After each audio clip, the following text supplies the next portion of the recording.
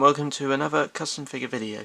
Today I'll be showing you my updated 2013 Cyberman from Nightmare and Silver. Of course it's got the gun, so it's probably more Death in Heaven.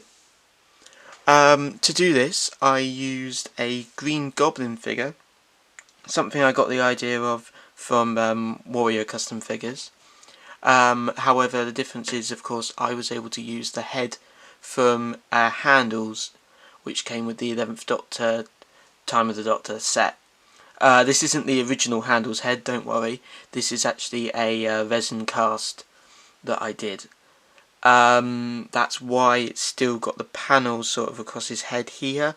However, most of the details I was able to very carefully take out by sanding and milliput, because I accidentally got a bubble in his chin, so I had to fill that in with milliput. And then everything else is just a lot of milliput sculpting on top, so I'll take you through that as we zoom in. Okay, now that we've zoomed in, it's best to start at the head. Like I said, this head was the exact same head used from Handles, it's just a resin cast. However, I have very carefully put the handlebars back in because of the gap in between. I wasn't able to cast that, that's why they look slightly off. I haven't done anything else to the head, so the only reason I did this figure is because I was able to get the handles, and this head really does make it look like the 2013 Cyberman, so I'm really happy with that. Moving on down to the chest unit, this was a piece that I made crossed like that with two little indents, a circular piece of milliput on top with the indent for the circular bit, which I painted blue, and then a sort of triangle-y shaped bits indented here. I then do two sausages across the shoulders, which I then sort of cut down to make it into two. I also put some milliput around the neck, which you can see, which is mainly what secured the head in place.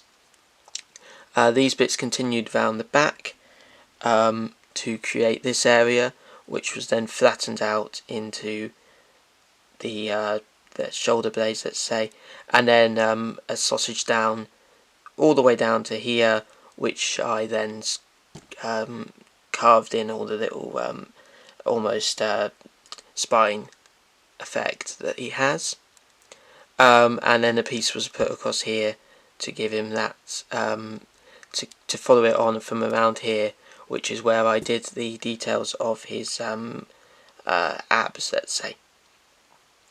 I extended the shoulder pieces so then they were rounded because the Green Goblin had sort of in cuts like that, and also I bulked out the arms as so. The hands I didn't do anything to in the end, that's exactly what it was like for the Green Goblin.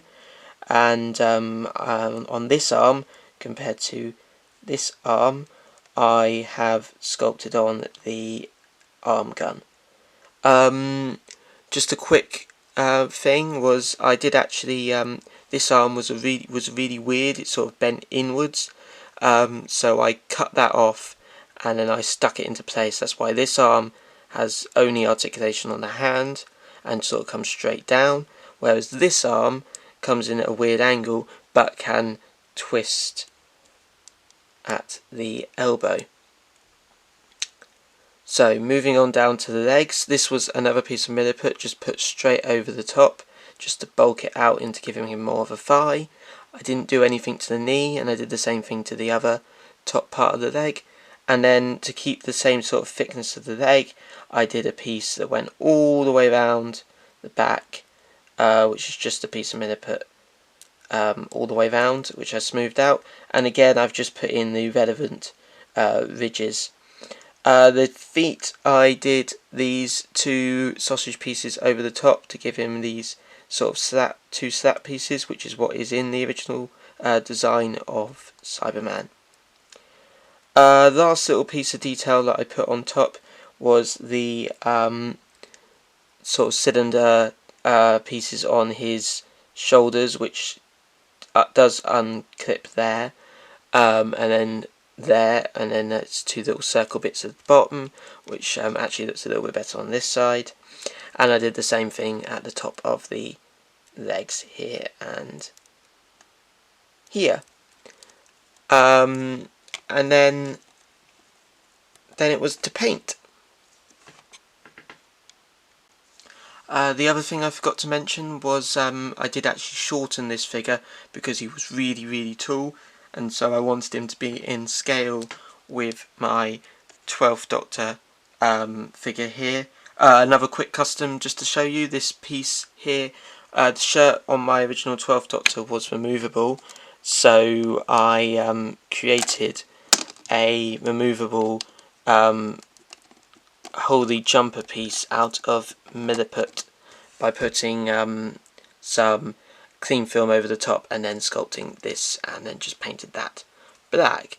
So that's that 12th Doctor there. Puts him in scale. Painting this figure was probably the easiest bit. I simply got a spray paint of silver and just painted the whole thing. I did a few coats, and then, like I said before, I painted the chest unit with a blue to mimic the light, but I also, to bring out some of the little sculpting details, I did put a very dry wash of black over the top, just so then you were able to sort of make out some of the details that I was able to put in to this figure. So overall, I quite like the figure. It's definitely better than the original one that I made. Not only because of the head, but because the whole body just seems thinner. However, that's also part of the problem of it. It's not quite skinny enough. He does look very bulky in the arms and the legs, mainly the arms.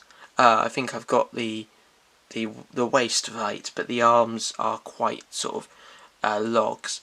However, overall I am happy, and I have actually ordered another Green Goblin. It should be coming soon. However, they have just released a couple of images of some new Cybermen, so maybe the new one might become one of those rather than one of these, but we'll see. So look out for that. And that brings us to the end of this video. Thank you so much for watching. If you enjoyed it, then please give it a like, and if you want to see more custom figures, then there's many more on my channel, as well as trailers and figure animations. Thank you so much for watching, and goodbye.